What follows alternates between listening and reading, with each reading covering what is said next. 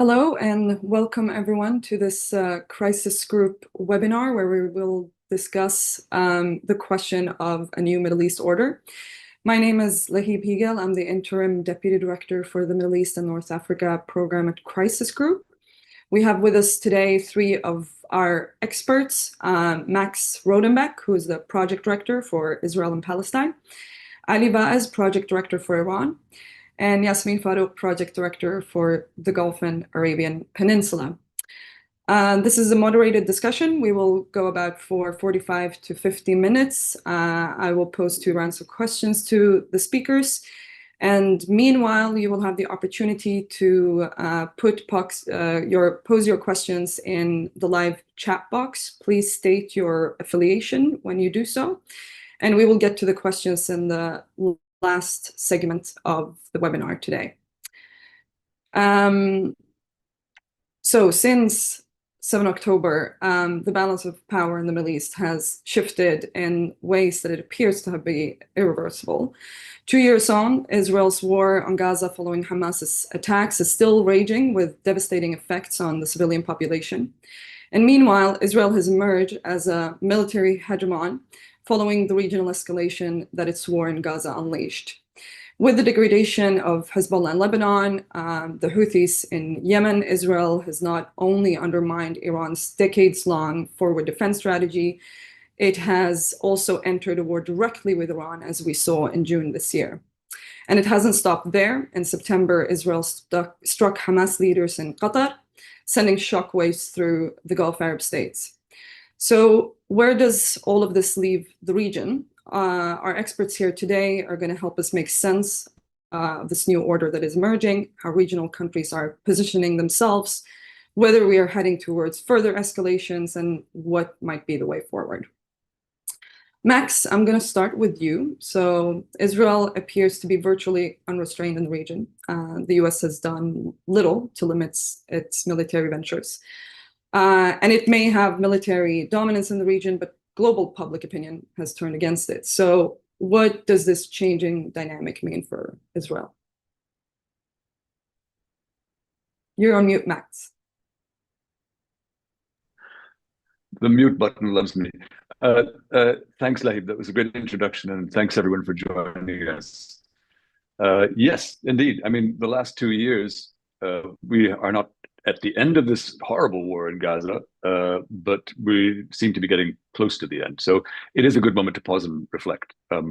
And for Israel, the last 2 years have been really transformative, and they've been transformative in a regional sense in a way that perhaps no event in Israel's history, certainly since the 1967 war, has been transformative. And just to remind people of what happened in the 1967 war, Israel defeated 3 Arab armies, and it conquered the Sinai from Egypt, the Golan Heights from Syria, and of course the West Bank, along with Jerusalem from Jordan. This was a sort of announcement of this sort of strength and power of Israel relative to its much larger Arab neighbors in a way that really shook up the region. And redrew the map, literally, of the Middle East for quite a long time to come, and set up, the next several decades of Israel's relations with the region. Pretty turbulent relations, but I mean that it was all because of that war. And that was an army. As I said, that was a war against 3 armies. In the current conflict, Israelis have declared, Netanyahu himself, that Israel is fighting on 7 fronts. So they said. And the 7 fronts that has been fighting on in this war so far, aside from Gaza, of course, against Hamas, but in the West Bank to, pacify the West Bank, in Lebanon against Hezbollah, in Syria, Israel's intervention to get, to crush Hezbollah had a huge impact on Syria, and Israel is still involved in Syria. In Iraq, there hasn't been that much action, but it's been in Israel's sights, shall we say. And Iran, of course, with that 12-day war in this summer. And then Yemen, where Israel has been striking the Houthis. And in fact, we can actually add 2 more to that. Israel also struck Tunisia a couple of weeks ago. Drones struck some of this flotilla, the Sumud flotilla, which was heading with aid, towards Gaza. Some of those boats were struck in harbor outside of Tunis. And so Tunisia is another place. And then, of course, Qatar, even more recently, with the bombing in Qatar of Hamas agents. So that's 9 different countries that Israel has been engaged with. And in a sense, this is the good news for Israel. I'm going to give you first the good news, then the bad news. The good news for Israel is that it has kind of won all these wars, and put that in quotation marks. And the most definitive way that it's won is it's really gotten rid of what was its biggest bogey, which was the axis of resistance that Iran had built up over a long time with all of its proxy fighters, such as Hezbollah is the most obvious one. And that has really been put out of action pretty much for the time being. Iran is unlikely to be able to rebuild this network of kind of proxies. But Israel has also, sort of won, so to speak, in Iran by steadying back its nuclear program, we think, and its missile program. It's on the verge of winning in Gaza, as we can see with the latest Trump plan, which is basically a surrender document, to be frank. And Israel has actually achieved this at quite low cost. If you look at the numbers of how many soldiers were killed, the number of soldiers Israel has lost in 2 years is about 1,000. This is painful to Israelis. I don't underestimate this, but that is a surprisingly small number of soldiers when you're fighting on 9 fronts for 2 years, and fairly successful. And Israel has also won in the sense that it has restored its deterrence. The attack on October 7th, 2023, from the Israeli perspective, aside from the shock, horror, and shame and sorrow and so on, the worst part of that was the shock to Israel's sort of deterrence strategy. People were not afraid to march right in and kill people in Israeli towns. This was a shock to the system. The need to reestablish, rather the desire to reestablish that sort of deterrence was a big part behind all of these wars. And Israel has actually changed its doctrine, its military doctrine. It's now pushed its deterrence forward. So its deterrence now happens further away from Israel, and it happens before your enemy even begins to build the capacity to do stuff. This is the sort of new Israeli doctrine is. And so this has reestablished deterrence. It's also established fear. I mean, Israel's neighbors are all living now in fear of the regional bully. And Israel has shown this, extraordinary strike capacity that is just so outclasses everyone else in the region. With this strikes on Iran and on Qatar recently, and on Yemen, these show a kind of long distance capacity that wasn't there a few years ago. And it's pretty terrifying, if Israel can use stealth aircraft to go, and aerial refueling to go long distances, and then use air-launched ballistic hypersonic missiles to strike targets very far away, with very little capacity by anyone to fight back. This is pretty terrifying. So yeah, deterrence. Now I'll talk a bit about the downside. I mean, the downside for Israel is that, as in 1967 was an extraordinary victory, but it led to many more wars. There was another war in 1973, because of 1967. It set off a wave of terrorism around the world because Palestinians were suddenly under occupation. They had no way to fight back. So it launched a very turbulent period for the Middle East, much more turbulent than the previous 20 years, say. So 1967 was a huge victory, but it was hardly a decisive war. And this is the trouble with the current situation. These wars are victories, yes, but are they decisive? That's less clear in many ways. And of course, the biggest trouble with 1967 is it created in Israel itself a demographic, problem, which was that having captured the West Bank and Gaza, Israel had millions of Palestinians that was suddenly, ruling over. And that demographic problem has not gone away. It's gotten more severe, and it continues. And the new wars have not solved that problem. So the core problem that Israel faces has not been resolved by Israel. And then, this war with Iran has not resolved the Iranian nuclear problem either. It's set it back, perhaps, and Ali will have much more to say about this. But it's certainly not. It's far from resolved, the Iran problem. And then there's been a cost to all this. Israel has not paid a big cost in soldiers. And I should have mentioned also, its economy is doing okay, despite all of these wars. So Israel has not paid a very high cost in those terms, but it has paid a huge cost in terms of its international legitimacy. Whether that's important or not, well, I will not judge right now, but I mean, it is a cost. There are many countries in the world, many people in the world now just consider Israel to be the perpetrator of a genocide. And Israel is seen as a regional, not a force for stability, but a force for instability. It's seen as the regional bully. This is something Israel has to live with, and that's a result of this current war. And so there's this kind of isolation that Israel faces internationally, which is it's faced similar isolation in the past, but never to this degree, never this degree of sort of moral outrage. And the corollary of that is that Israel's dependence on the United States as its one sort of a steadfast ally through thick and thin has really mounted.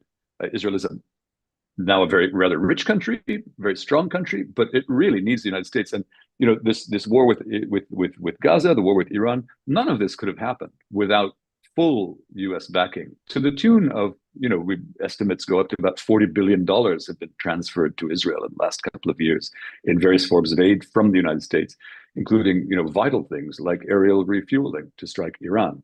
So Israel is more isolated and also more dependent.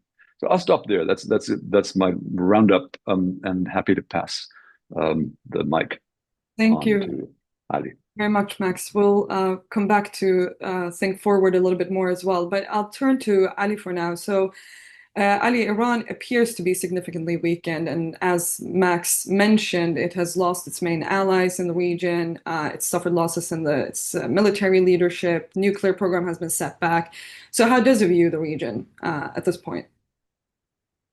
Thank you very much, Lahib. It's great to be on, and thank you everyone for joining. So the 12-day war really created an overly charged debate in Iran about what happened exactly and where do we go from here.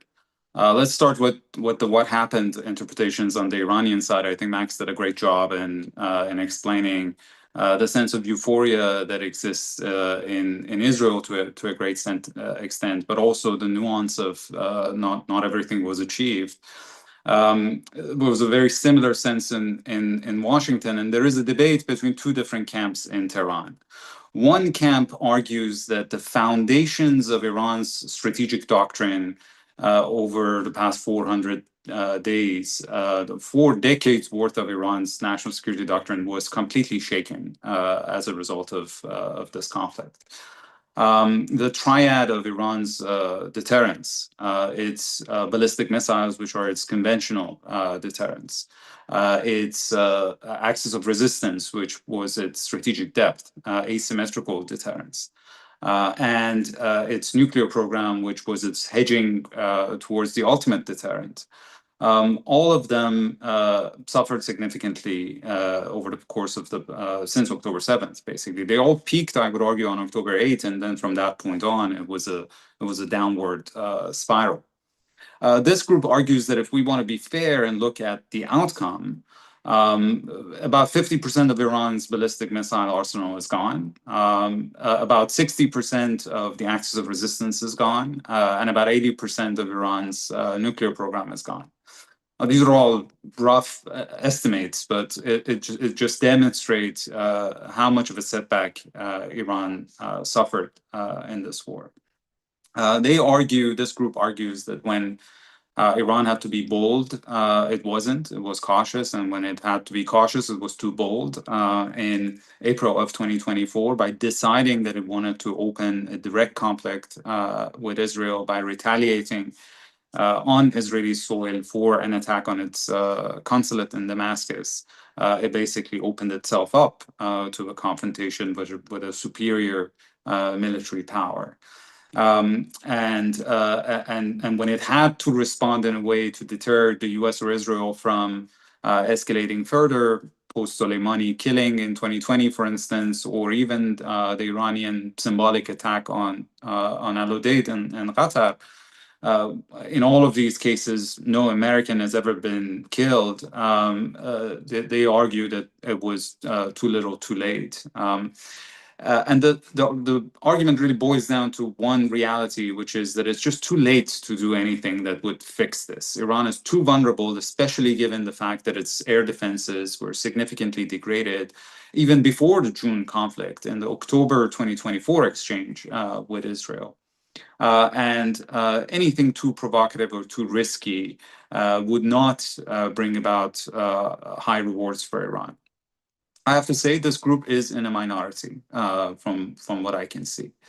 There's another camp who argues almost the exact opposite, that two nuclear superpowers, one regional, one global, went after Iran and Israel just by choice of targets. If you look at the opening salvo, which targeted Revolutionary Guard's top brass, or the attack on which was apparently aimed at decapitating Iran politically, in which Iranian president was injured, or attacking prison systems or other sites.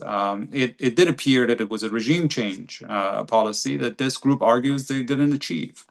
The nuclear program, there is still a pathway to weaponization. Iran has 400 kilograms of highly enriched uranium that is currently unaccounted for. It has a stockpile of advanced centrifuges. It has the knowledge. It has the manpower.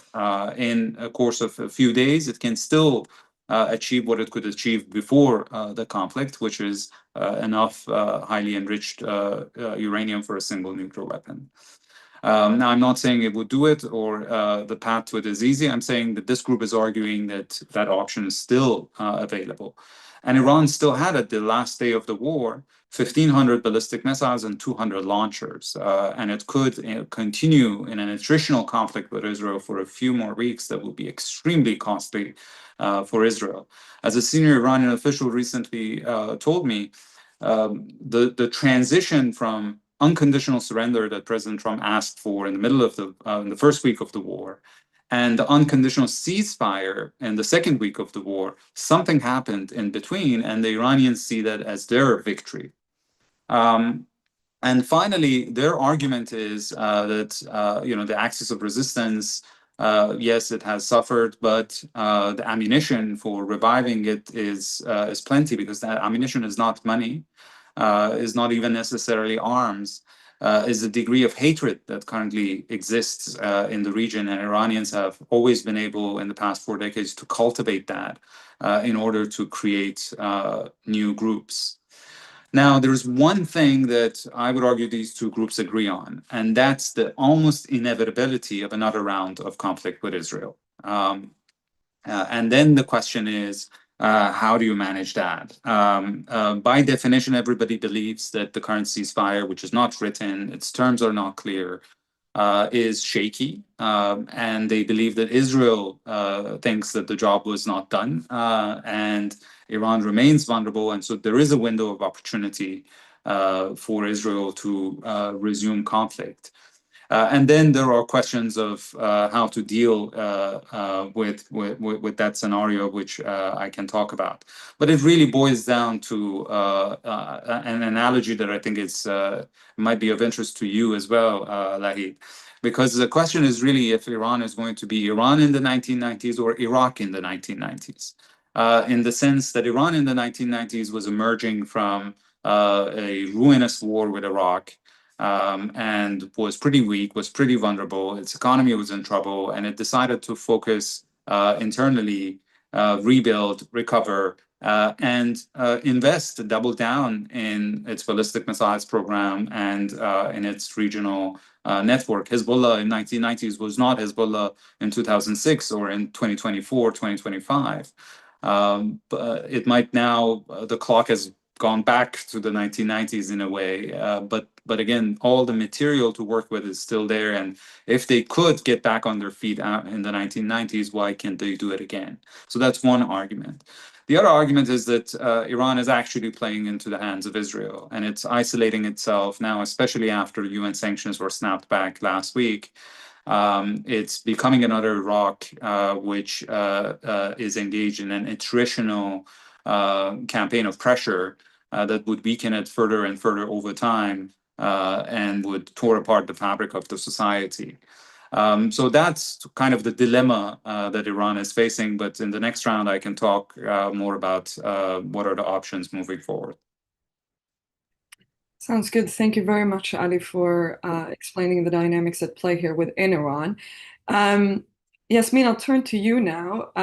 So the Gulf Arab states have for a very long time had a sort of shielded sense of security in the region. But over the last 2 years, regional escalation has really affected them. And even directly, Qatar has been struck by both Iran and more recently Israel.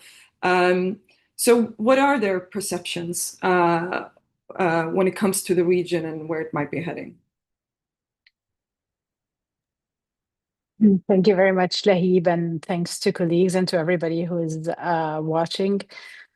Well, I mean, to think about the point where we are right now, I will start with, the past 2 years, what happened until they were directly targeted by first Iran and then by Israel.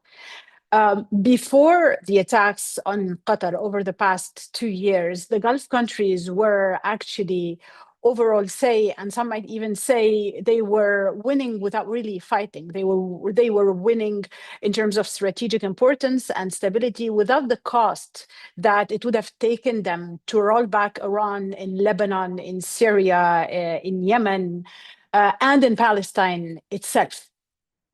And so far as before Qatar was targeted, they were incurring risks, but risks that are not comparable with the cost that they would have paid to see this regional configuration happen.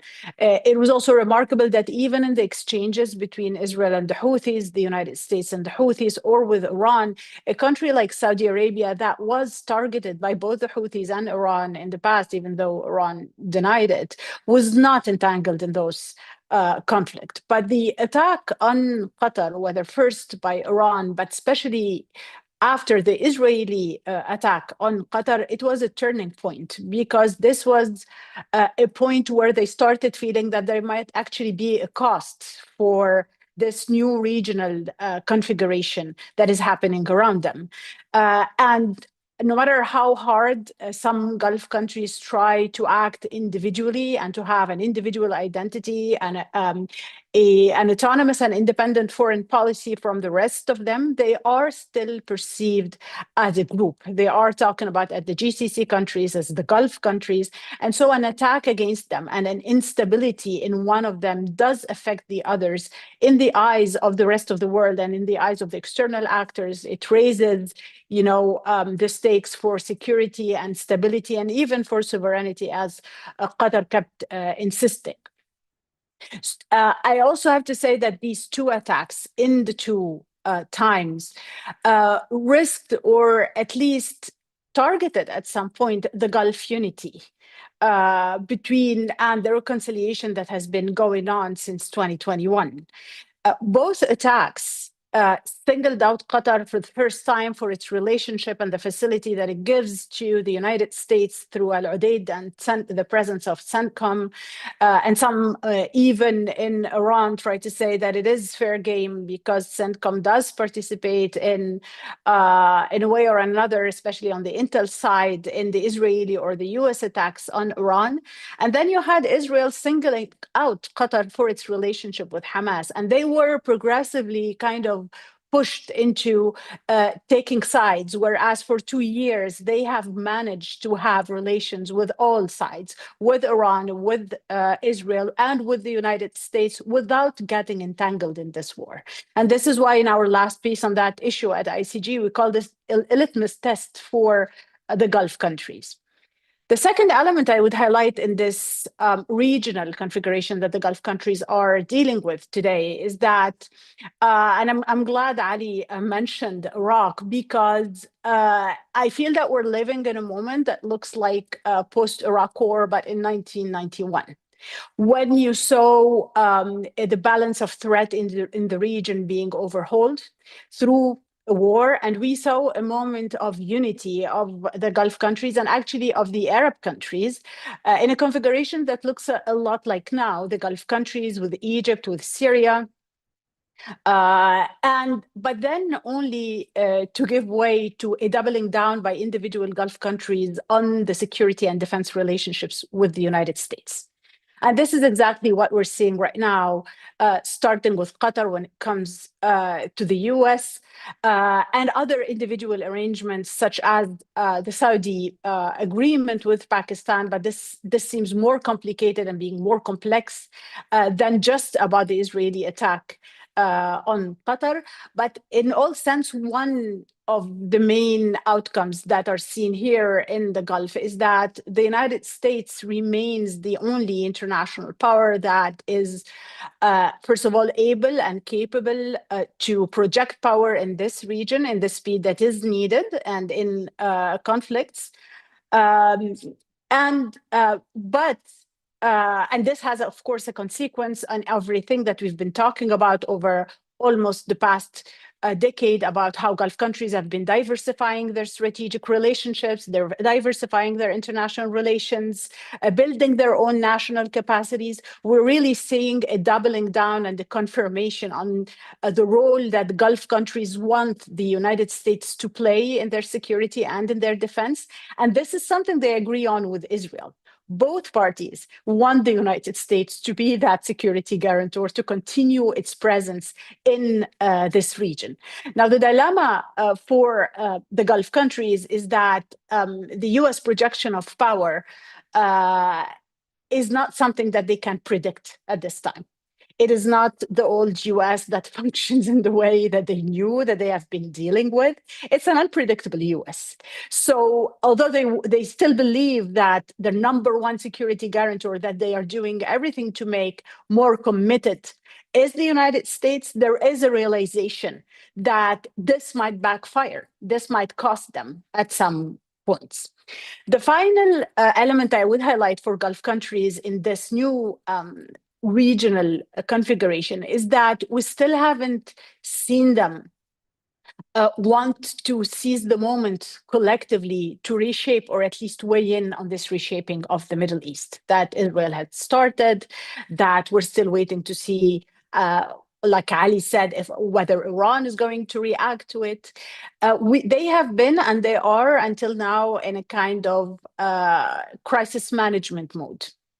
They are trying to manage the crisis, as I said, by having individual security arrangements, by getting the US to double down, by sending collective messages to President Trump. But at the end of the day, the way forward for all those arrangements and even for this collective messaging or unified messaging to President Trump that this is becoming costly for them, that this is becoming risky for them, is not it is not clear what's the way forward for it. Because, for example, as we saw with the Trump plan, although they acted collectively, and by acted, I say had a meeting to send the same message to President Trump, they couldn't really control and weigh in when the plan changed after they agreed on it with President Trump.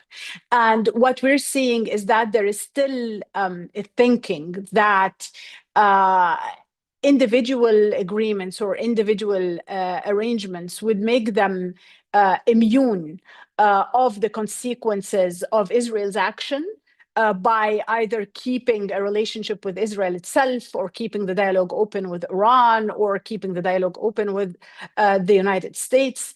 But in all cases, they are not presenting and they're not weighing in with an alternative to either the Israeli vision of the region or the Iranian vision of the region, despite the fact that they have been putting in either an Arab League declarations or GCC declarations that they have an alternative vision for the region, but we haven't really seen them weigh in through influence and using their tools and leverages to enact it on the ground.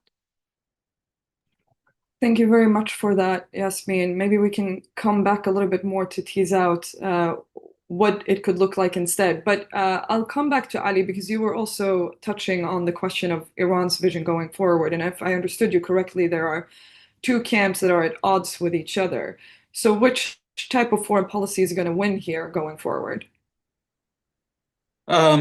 as always in Iran, very hard to predict. But also, as always, probably the system will try to find a middle ground solution between the two camps.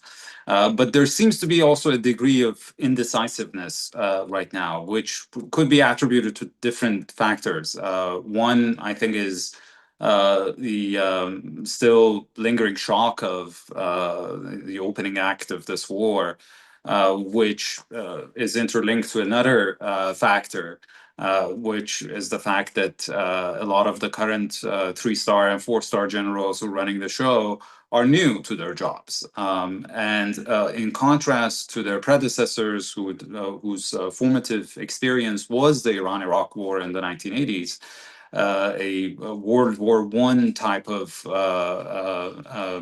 conflict. This new crowd, their experience is the Syria war, and it's a very different experience, and therefore they have a very different worldview. But interlinked is the fact that the reason so many Iranian generals were killed on day one was because of Iran's deep penetration of the Iranian system by Israeli intelligence, and those loopholes create a lot of questions and paranoia within the system. The supreme leader is not as visible, for instance, as he was before the war, and I think there is a degree of undecisiveness also because the options are really not attractive. So let's start with what the Iranians believe is an inevitable conflict with Israel. There are two options. One is to do what they've done before, which is to respond in a proportionate manner. Now, a lot of Israelis say the conflict next round will start from where it was left off on the 12th day, which was, if you remember, a campaign of massive bombardment that Israel was planning, and President Trump pulled the plug on. It was supposed to target a lot of the infrastructure, which Israel didn't target, really, the energy infrastructure, just targeted one gas facility, which is actually shared with Qatar. And in response, the Iranians targeted a refinery in Haifa. So the idea is that they would respond in the same way. And the reason, if you ask the Iranians why, for instance, towards the end, they were doing very targeted 1-2 missiles per day, is that because they say their threat perception, this was proportional to their threat perception, that this was not posing a existential threat to them, whereas if the US was dragged into the conflict, then that would actually pose an existential threat to them. And the response in Doha was the same thing, that they didn't want to kill Americans. They provided advance warning because, again, they didn't want to bring the US in. But the second camp, which actually has the upper hand, is the camp that is saying, we have become too predictable for our enemies. We have been too restrained, and we have to turn the table. We have to go big or go home, basically. And we have to put some of the most massive warheads that we have and target 500 missiles at Dimona, Israel's nuclear facilities.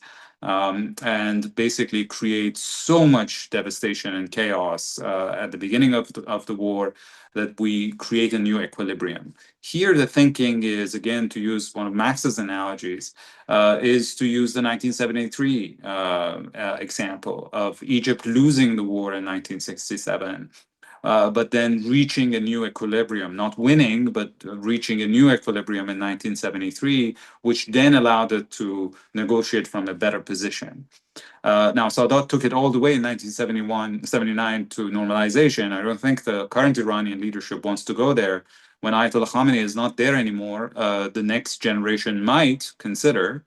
But in trying to reach a position of relative strength, and restore a degree of deterrence, I think there is broad consensus within the system. I'll also say a few words very quickly about what options they're thinking about when it gets to the nuclear issue. because that's kind of really interlinked with where we will go next. And as I said, because the red lines in the current ceasefire are not clear, Israel has said, for instance, if the Iranians try to dig out the highly enriched uranium stockpile, we would strike them. President Trump has said if Iran tries to restore its nuclear program, reconstitute it, he would strike them. So if there is a some degree of digging, if there is a guy with a mechanical digger in front of one of these facilities, is that the beginning of the war, or we have to see more? If Iran starts installation of air conditioning in a facility that is supposed to become a nuclear facility, is that the beginning of the war, or when they actually install centrifuges and start enriching? So these are some serious concerns and serious space for miscalculation. And I think the fact that Iran has overlearned the lessons of the 12-day war, and maybe Israel is too high on the euphoria of it, creates plenty of space, I think, for miscalculation. Now, there's a huge demand, even at the popular level now, for a nuclear weapon. I don't think that path is easily available to the Iranians simply because of the security loopholes that I talked about. I think if Iran tries to do so, it would try to do so when Israel is distracted with something else, when the US is distracted with something else. If you look at Iran's victories in the region, it has always been in the past 4 decades as a result of the mistakes of others, whether it's Saudi invasion of Yemen, whether it's US invasion of Iraq, whether it was Israeli invasion of Lebanon. It was never based on their own initiatives. They're good at exploiting others' mistakes. And so they might be waiting for a moment like that, but there is huge demand for it. And also because there is a degree, as I said, among some at least, of hopelessness about the other options of how quickly they can restore the conventional deterrence or the regional deterrence.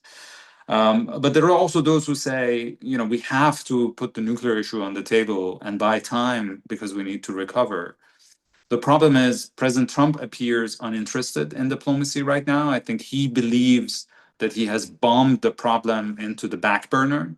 And so he's resolved the issue. And those who are still interested in the Iran question is basically the camp of Secretary Rubio. And he is now increasingly talking about conditions that are similar to Pompeo. Pompeo's 12 demands. This is almost the same thing, that Iran has to talk to us directly, zero enrichment, it has to put limits on its ballistic missiles, and it has to stop funding resistance groups in the region. All of those things together is, from an Iranian perspective, appears as surrender. And of course, with all the bad blood already there of the US withdrawing from a negotiated agreement and bombing them in the middle of another negotiation, it's very hard to be optimistic that a diplomatic solution is on the cards. But again, there's also the option of muddling through, of not getting a deal or maybe getting some smaller deals, and not doing anything that is too provocative. For instance, the Iranians had said after snapback, they would withdraw from the non-proliferation treaty, which is what North Korea did before it tested its first nuclear weapon. The Iranians have not done so. And I think the reason is because they don't want to alienate China and Russia, who are now trying to neutralize the effect of UN sanctioned snapback.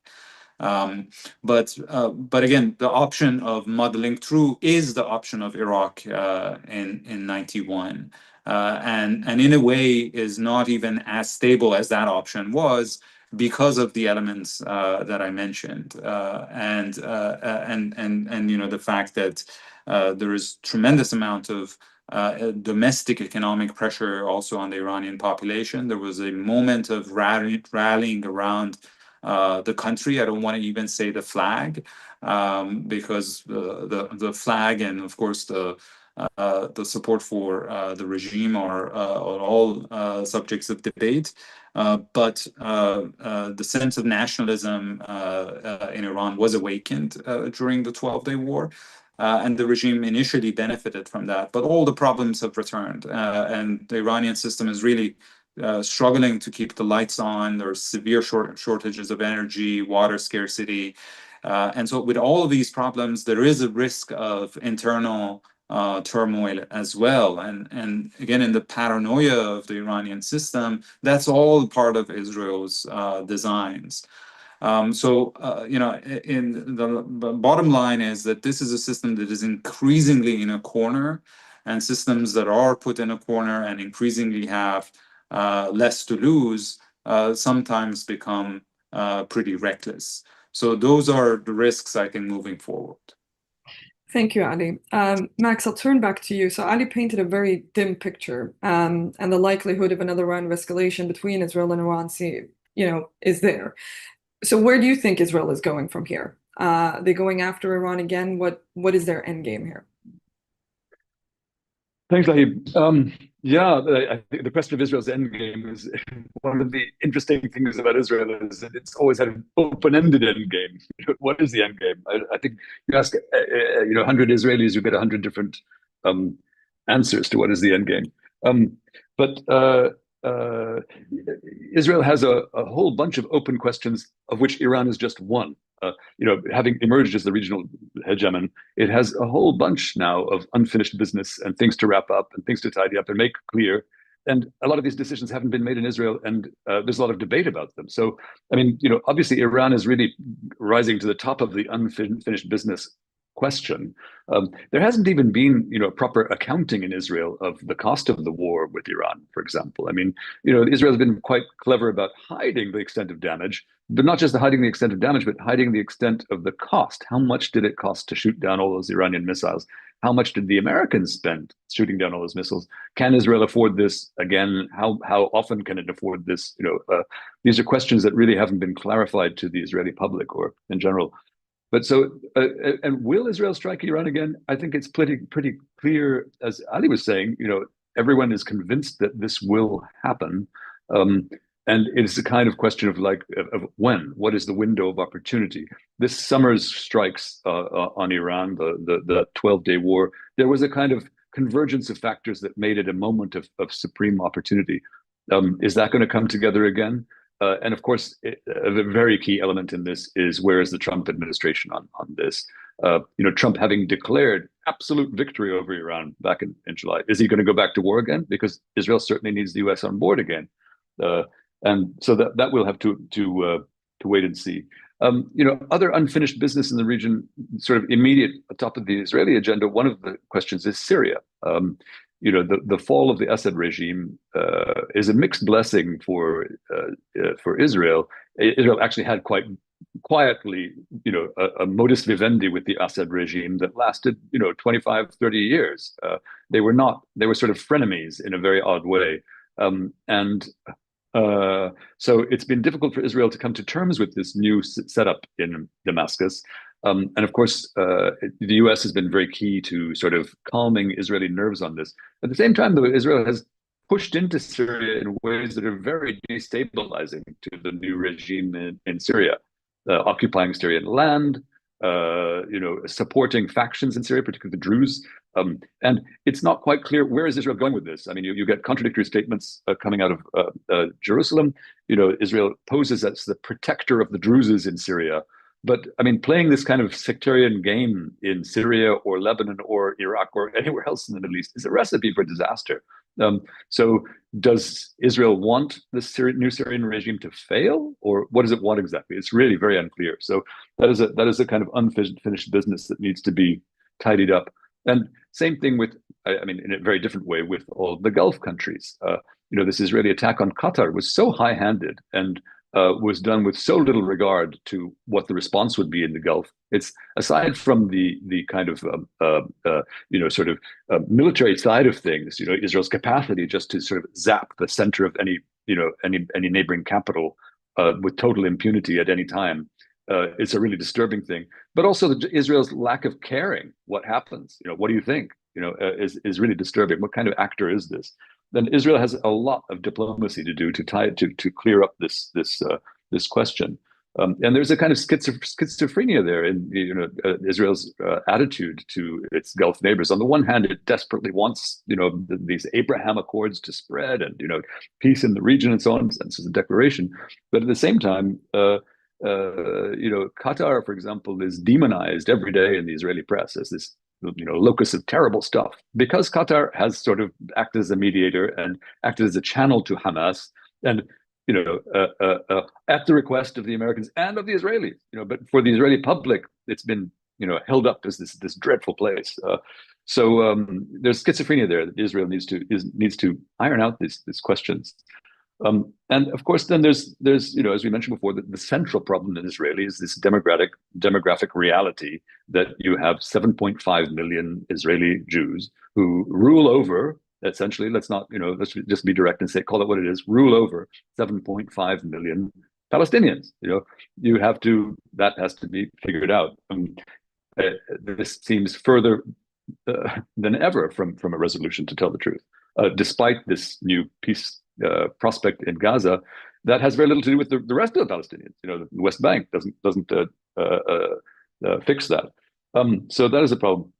And then there's another question, in terms of Israel's relation with the region, which bears on all of these things, and it's about Israeli domestic policy and how this question of Qatar, for example, is a good example.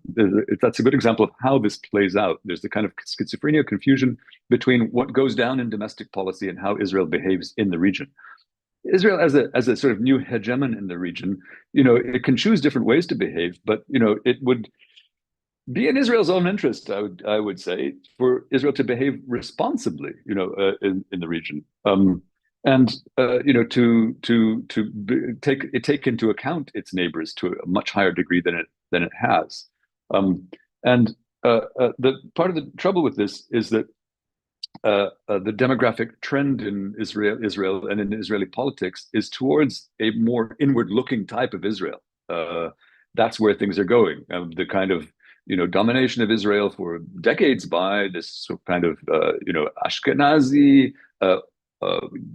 group with links to the outside world, often speaking foreign languages with one foot in Israel and one foot elsewhere. The new Israel isn't like that so much anymore. A lot of people speak only Hebrew. They've grown up inside the Israeli information bubble, which has gotten increasingly strong and impenetrable. They're not attuned to the rest of the world in the way that earlier generations of Israelis were, which doesn't bode well for Israel as a sort of dominant player in the region. So that's a question. And then another trend, as I mentioned earlier, Israel has become more reliant than ever on the United States, and the demographic and political trends in the U.S. don't necessarily look favorable to Israel either. So those are difficult questions that will have to be dealt with. Now, of course, one response among Israelis, and this is again has to do with domestic politics, the way people look at things in domestic politics, is to say, we don't care. We don't care about the rest of the world. We will relish our isolation and so on. And Netanyahu himself recently, in a recent speech, controversial speech, which he kind of tried to walk back, but he said it, and it did raise the question in a useful way. He described Israel's future as being potentially a sort of new Sparta, an isolated little martial state that would not have to rely on anyone else. There would be an inward-looking economy, inward-looking society, and it was interesting for him to raise this, and perhaps for some of his political base that sounds great. But the reality for Israel is very different. I mean, Israel is deeply embedded in the world trading system. It relies very heavily on foreign trade. It's a huge part of its economy. It relies even more heavily on the international financial system, international investment. Nearly all the financing for Israel's very successful high-tech sector has come from outside Israel. And an Israel that is subject to sanctions, that is subject to boycotts, it doesn't look so great in that sense. So it's not really realistic to speak of Israel being a kind of isolated new Sparta. Thank you, Max. And yeah, I will stop there. Yeah, thanks a lot. Okay, so I'll wanted to encourage those that are following the live stream to continue to pose your questions in the Q&A chat box. We will get to them very soon. I just wanted to quickly turn back to Yasmine regarding the Gulf. So we've seen a few tangible steps being taken recently. One example is, of course, Saudi Arabia's agreement with Pakistan, for instance, or Qatar's security relationship with the US. Could you elaborate a little bit more on what these countries might do going forward in this environment? And maybe also one word on the Abrahamic Accords and what the prospects looks like for that, given what Max just said on the developments in Israel. So maybe I'll start with the last one and then turn to Saudi Arabia, Pakistan. The relationship with Israel to Gulf countries is not only about Israel, it's also about the United States, which makes their calculations, more complicated than the Israelis when looking at the Gulf countries. Israel might think in this moment where, like one Gulf official called it drunk with power, that, the Gulf countries will always come around because the United States will always convince them to come around. And if you look at the different accords and the different agreements that Israel had with other Arab countries, there was always a US bonus to those agreements, right? Whether to Egypt, whether to Jordan, or to Morocco, to Sudan, or even to the UAE itself. So Gulf countries, when they look at the relationship with Israel and looking forward, whether this completely excludes any kind of relationship with Israel, if it continues with its current plans, and if the United States doesn't stop it, they also have to factor in the kind of, let's say, access and the kind of benefits that they may get from the United States, in addition to those to Israel, especially if they don't see a change in the Iranian thinking about the region, as Ali explained. It is not like Iran has abandoned its vision for that it has a right to be recognized as a regional hegemon in the Gulf region. That it's not like Iran currently does not see with great sensitivity what Saudi Arabia and other Gulf countries are doing in Syria, what they are doing in Lebanon. So these all are factors into the calculations of the Gulf countries that Israel doesn't think about. And it links to a question that I saw in the chat on whether the Gulf countries will eventually accept to refund basically the reconstruction and support the Trump plan in Gaza. So far, the Gulf countries have been withholding this. Again, they have always stopped short of action. And by action, I mean any kind of coercive leverage they have against Israel, or even against the states that support Israel and allow it to continue what it's doing either in Gaza or in the West Bank. But it doesn't mean that the only leverage that they have that is actually a carrot, that they're going to give it away easily. So as far as we hear from Gulf countries until today, unless there are basic conditions on which they could agree, because also they don't agree on every component of the day after, right? They agree on basic things such as no occupation of Gaza, such as no mass displacement of Gaza, such as the need to stop the war.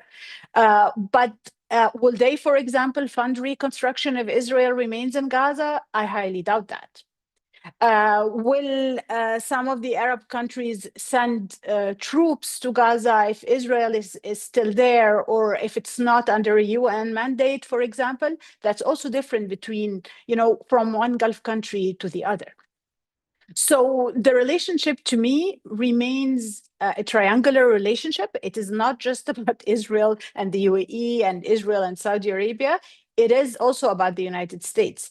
And quite frankly, the two countries that have advanced the most their relationships with Israel since the Abraham Accords were concluded are the UAE and Bahrain. We have seen them benefit, have tangible benefits from this relationship, whether in terms of defense relationships, military relationships, critical technology relationships, or in terms of investments. But all this has been under risk, and a lot of it was frozen because of Israel's actions, because Israel didn't take enough the interest positions and posture and security of those countries. Even annexation, which was remains actually again, since Max is here, I'll be more accurate, legal annexation, which is a UAE red line, is something that Israel is starting with. So it is making, the calculation is becoming more difficult for the Gulf countries, but do they exclude that down the line, if Israel changes its behavior and if there is some kind of acceptable agreement and arrangement in Palestine, there will be a relation with Israel? The answer is yes, because even during this war, you had statements coming out of the Gulf saying the regional order that we envision is a regional order that includes both Iran and Israel. So if Israel decides to change its behavior, those countries, again, mainly because also of a US component, will slowly go back to that track of normalization and relations with Israel, especially if Iran remains a threat.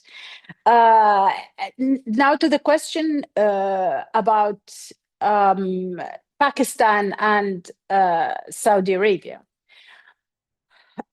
This is so the military relationship between Pakistan and Saudi Arabia goes back decades. Pakistani military experts, officers, soldiers have been deployed in Saudi Arabia for decades. In the 1980s, there was already a protocol of military cooperation between Saudi Arabia and Pakistan. And Saudi Arabia has invested in the Pakistani army, whether directly or indirectly. So this is really a relationship that is a known currency to both sides. The agreement that was announced recently is one that has been in the works and being negotiated for there are different estimations, but it's either the past years or at least the past months. It is not something that was decided or something that was thought of because of the attack on Qatar. The timing made it look like such. But the feeling in the Gulf that especially over the past 2 years, that any outcome of this war or this conflict, belligerence between Iran and Israel is not going to protect them enough, is a feeling that has been there, whether Iran wins this fight or Israel wins this fight.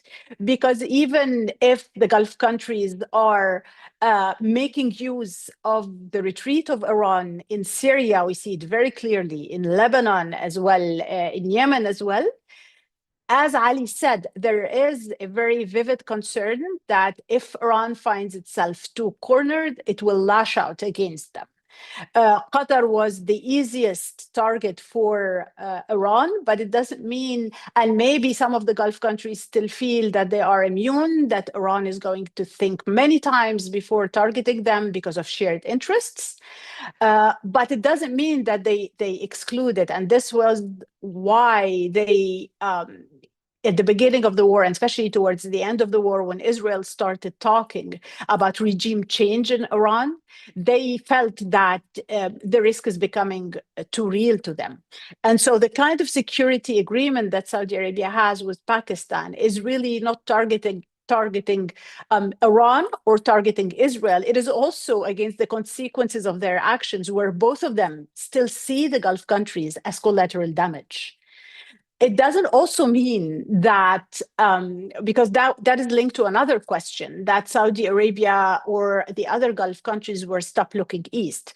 But looking east to them was mainly and primarily in terms of technology, in terms of economy, and in terms of getting additional layers of security, a backup of the security guarantees, a backup for the technology that they cannot get from the United States. But the Gulf countries have always been very clear that their number one strategic and defense partner, and their number one partner, even in technology, is the United States. And we have a proof of this, that when the United States made asked the UAE or asked Saudi Arabia, it was just a statement, but when it asked the UAE that in return of cooperation on AI and on microchips, the UAE needs to interrupt the cooperation in those fields with China, it was obliged. We had a statement a couple of years ago from a Saudi official on AI stating the same, that if the United States is willing to offer Saudi Arabia in terms of technology and AI the access that it needs, Saudi Arabia will not be looking elsewhere. But because, as I said in my presentation, the relationship with the United States has become so unpredictable, because the United States has shown that not only it will not intervene when Iran attacks, but it will also not protect those countries against its own ally, Israel, that the Gulf countries are complementing with additional layers that not only include defense agreement, but also include keeping the channels open with Iran, keeping the channels open with Israel itself. So this agreement with Pakistan comes within this context. It was announced, and so the timing of its announcement made it seem as, the Saudi Arabia sending, a warning to Israel, but also to the United States that it might respond in case of attack, that it is not alone. There is a dimension in it of that, but the main point is to offer additional layers and closer and easier access to deterrence, especially. Thank you very much for that, Yasmine.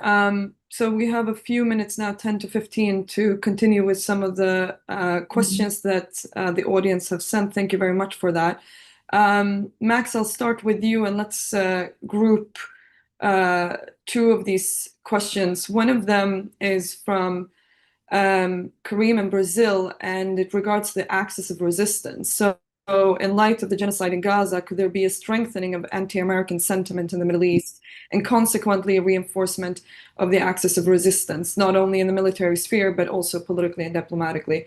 And Ali, I might let you answer that as well after Max. But also one more question here, which is on the end of the war, and Rodenbeck is saying that this is dependent on the Arab players shouldering responsibility for the Gaza day after. Do you see them going for it now that their three conditions for doing so were rendered uncertain at best?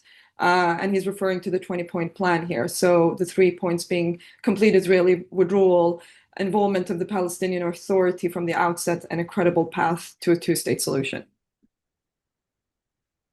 Thanks, Lahib. Yeah, there's a couple of excellent questions. So I'll answer the question from Karim in Brazil and also from Nimrod Novik as well. The question from Karim is about the axis of resistance. Can it be, will it revive as a result of this sort of general, anger against Israel? And I think the answer is maybe, but not very soon. And I think right now, in terms of in military terms, and military and political are linked here. The fact is quite straightforward and simple that Israel has shown in the last couple of years that it has both the capacity, but perhaps even more crucially, the apparent immunity to strike anywhere in the region, and to strike ruthlessly and effectively. I mean, if you look at some of these, some of the strikes that Israel has done in the last 2 years, I mean, not so long ago, Israel struck Sana'a in Yemen, and wiped out virtually the entire cabinet of Yemen, which is pretty shocking. When was the last time another country did that? And not so long ago, it wiped out or took out of action several thousand of the top commanders of Hezbollah. So, this is the kind of capacity that Israel is showing that it has.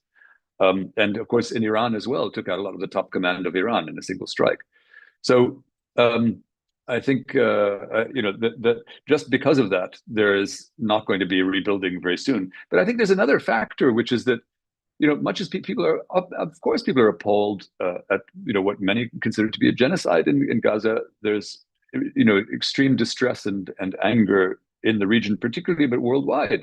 There's no question. But there's also exhaustion. And there's exhaustion in the countries where the Axis used to exist. In Lebanon, much of the Lebanese public is just fed up with too many years of war and want to get back to their lives. Syria, even more so in many ways. After more than 10 years of civil war, it's exhausted. They want to get on with building their lives. And Iraq, same. There's so it's not easy to see how this would be constructed. The simple answer is no. So that's that question really. And then the other question is from Nimrod Novak, which is about the Arab response to the Trump plan, this new Trump plan that was announced earlier this week. And will the Arabs take responsibility, rise to this role that is implied that they'll play? I think it's a little bit it's possible, but not very willingly, frankly. And I say why. I mean, on the one hand, the Arabs are likely to sign on to this deal ultimately, and one of the reasons is that this deal gives each of the main Arab players in the region something of what they want. Each one gets the one thing that they really considered important. Jordan and Israel in this Trump plan, they're assured that Palestinians are not about to be pushed out and become refugees in their countries. That's their biggest ask, is they don't want refugees. So they're getting that. Other countries are being paid off in other ways. The UAE, its particular call was no legal annexation of the West Bank. And so Israel seems to have been, would be cajoled not to declare annexation. Annexation proceeds in other ways, but legally speaking, they're not going to declare it. So that's a win for the UAE. And Qatar, for example, another country that plays an important role in persuading Hamas what to do, Qatar has just been given by President Trump a much tighter military alliance. So that's a payoff to Qatar. So Arab countries have been paid off.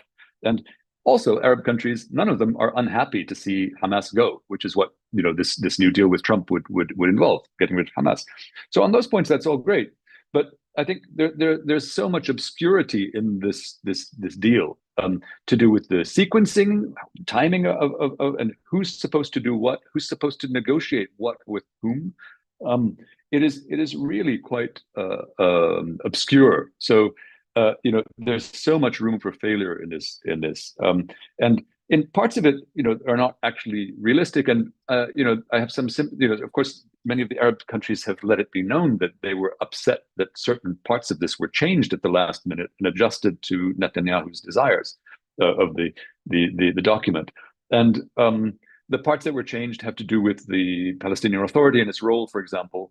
Of course, Netanyahu can't stand them, doesn't want them to have any role, and certainly absolutely doesn't want ever any Palestinian state. That's a lifetime goal of Netanyahu.